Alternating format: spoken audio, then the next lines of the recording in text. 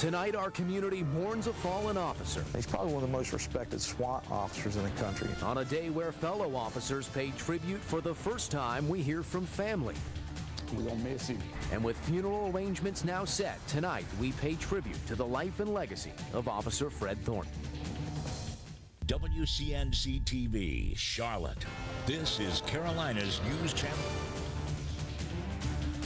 We thank you for joining us, and we begin tonight with a live look at the Fallen Officers Memorial in Uptown Charlotte. There are a few flowers on the ground surrounding that memorial, flowers from everyday people much like you and me, people right here in the community, simply wanting to show their respect for Officer Fred Thornton. He dedicated 28 years of his life to protecting the people of Charlotte and Mecklenburg County. 23 of those years were as a SWAT team officer. He was just months away from retirement when tragedy struck. At his Mint Hill home late yesterday, he was putting his gear away when a flashbang grenade exploded. He was rushed to CMC, but doctors couldn't save him. Fred Thornton was 50 years old. As we've heard from so many, he was a leader on the SWAT team and a leader here in this community. Tonight, his older brother, Tom, is telling us more about Officer Thornton, the man. News Channel 36 reporter Diana Rugg talked with the brother who knew Thornton best. Outside of SWAT, this was the next best thing. Officer Fred Thornton was a man with a lot of passions. Coors beer, motorcycles, SWAT team, the police force, and family. Not necessarily in that order. Just ask big brother Tom. Even though Tom Thornton was 14 years older than baby brother Fred, sometimes it didn't feel that way. In a lot of ways, my older brother. I think Fred was even a little more mature than I am. So. The Fred Thornton he and Charlotte-Mecklenburg police officers knew was a leader, always out front, always the first in line for duty. One of the SWAT team members was at the house this evening and said Fred was his mentor.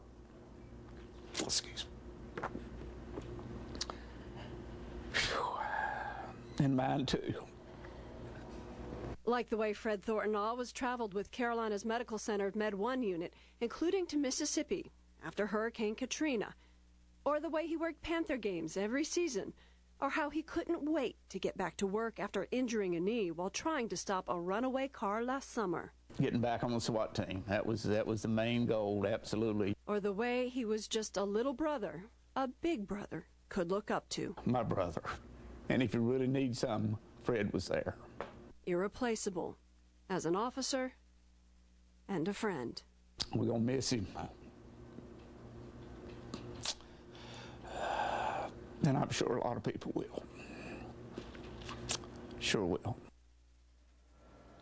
And funeral arrangements are being finalized by McEwen Funeral Service in Mint Hill. Visitation will be Monday night from 6 to 9 p.m. at Calvary Church on Pineville Matthews Road. The funeral will be the next day, Tuesday at 11 a.m., also at Calvary Church. And just another note, in just 2 weeks on March 15th, Fred would have been 51 years old.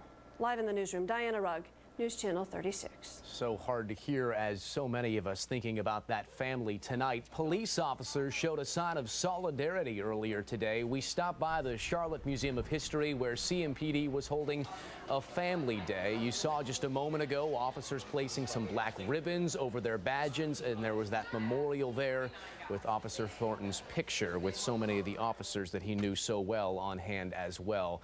We know this tragedy's impacted so many people, and today we went out into the community to hear from some of you.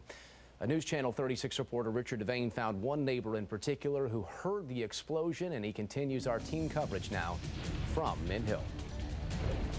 For decades, Penny's Place is a spot in Mint Hill where everyone comes to grab a bite to eat and catch up on the latest news. It's just a terrible tragedy. Unfortunately, what's on the tip of people's tongues today is not good. There have been several people talk about it this morning in here. When I saw his picture and realized that I knew who it was, it's kind of tough. Officer Fred Thornton was a 28-year veteran of the Charlotte-Mecklenburg Police Department, the last 23 as a SWAT member serving in the North Tryon Division. He was also Jesse Corr's neighbor. You know, he's a real big family man and loved his children and stuff, and and a good neighbor. I mean, he just was always helping the people. And Jesse was home yesterday afternoon when Officer Thornton's flashbang device accidentally went off. You know, so I thought maybe it was like when you drop like a 55-gallon drum on concrete or something. It was just a ringing noise like that. Thornton later died at CMC. When I went out of the neighborhood, it was just like a hush over the neighborhood. It was kind of quiet and like very respectful. He was a nice guy, and just thinking about his family and his kids, you know, especially when you have family and kids yourself. His friends say he was mere months from retirement. It's bad for anybody, but you know, somebody that's worked all the life and served the community like he did, and getting ready to enjoy his retirement, and something like this happened. Very, very upsetting. With our mobile newsroom in Mint Hill, Richard Devane, News Channel 36. Just terribly upsetting. Now, you heard the neighbor there in that piece talking about the explosion. After hearing that, we wanted to offer some more perspective on the flashbang device and what may have gone wrong in this case. For that tonight, we turn to a weapons expert.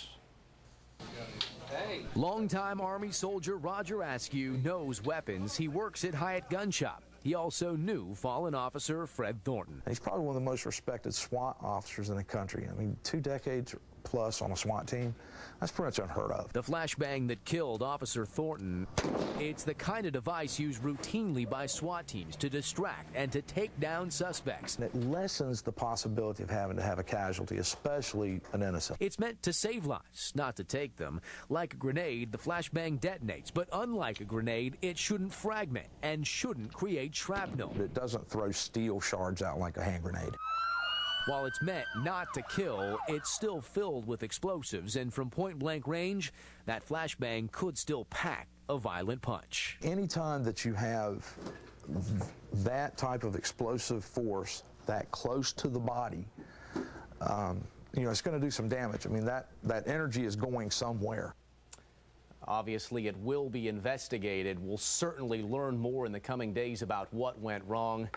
And like so many in this community, we continue to send our thoughts and prayers to the Thornton family. Again, Officer Thornton, he was 50 years old. He leaves behind a wife and 4 children. On our Facebook page, you can post your thoughts. You can leave your condolences for the Thornton family. To do that, you can go to Facebook and then search for News Channel 36. I want to turn to some breaking news now of a standoff near Hickory. Deputies are not releasing too much information at this point, but they have told us that someone is now holed up in a home. It's on Zion Church Road, just a bit outside of Hickory. Again, deputies are on the scene with somebody holed up inside. We'll bring you more information as it comes in here tonight. Elsewhere, a man's facing murder charges accused of killing his own elderly mother. Around 7 o'clock this morning at a home on Rosebriar Lane in Gaston County, police found 81-year-old Odessa Martin dead and 64-year-old David Martin with a stab wound to his arm. Now, a third person was also at the home, but police say that person was able to get away and call for help. David Martin is a registered sex offender. He is charged with first-degree murder. So far, police haven't figured out a motive for that terrible crime. In Anson County, an 11-year-old girl died today in what the sheriff calls a terrible accident there. Sheriff Tommy Allen says the girl's 10-year-old brother found a .22 caliber rifle in a closet and accidentally shot his sister at a home on Sandy Ridge Church Road. The girl was rushed to the hospital but didn't make it. The sheriff says the final report will be handed over to both the district attorney and to DSS. This morning, people gathered at the New Covenant ARP Church in Northeast Charlotte to remember Janet Simpson. Her body was found earlier this week in the Catawba River. It was Wednesday, almost 3 months after she disappeared. It still could be weeks before the medical examiner is able to determine what caused her death. Well, election season's cranking up now, and one of the top GOP strategists is in the Queen City tonight. Find out what brought Karl Rove to Charlotte and how he thinks the 2012 race for the White House is shaping up. And 61 today. How about 15 degrees warmer for tomorrow? We'll have details ahead. You are watching Carolina's News Channel 36 with Jeff Campbell, Sports with Ira Cronin, and the First Warn Storm Team's Megan Dennehy.